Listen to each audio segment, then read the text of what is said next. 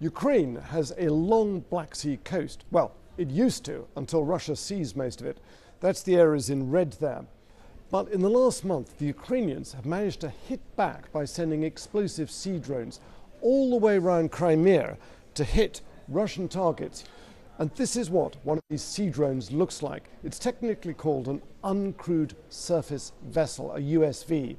They're 5.5 meters long, they're made by the Ukrainians, and the manufacturers say that they've got a range of around 500 kilometers, and they can carry a warhead of at least 300 kilos of high explosive.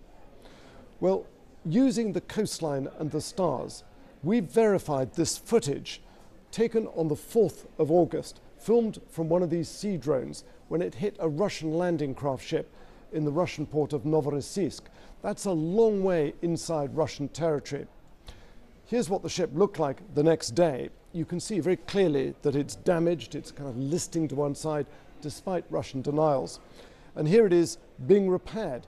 That is a substantial hole blown in its side. Ukraine has also used a sea drone to hit a Russian oil tanker taking supplies to Russian bases in Syria. But Ukraine's sea drones don't always get through. Russia says it's been able to intercept them before they reach their target. But what is the overall effect here? Can these sea drones still give Ukraine an advantage in the Black Sea? These attacks have a strong, significant impact on morale in the Kremlin, and they're also among the Russian population.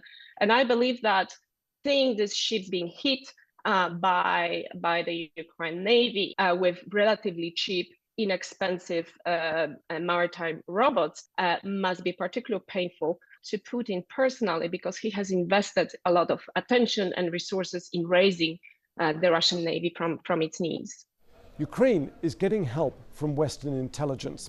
This map shows recent US surveillance drones flying from an Italian airbase in the Mediterranean all the way up to the Black Sea to spy on Russian naval activity there.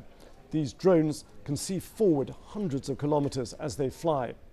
So sea drones are still in development. They can be electronically intercepted or shot out of the water.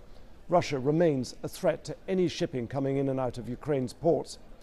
But for Ukraine, these sea drones are a highly cost-effective way of hitting back at their giant invading neighbor, Russia. Frank Gardner, BBC News.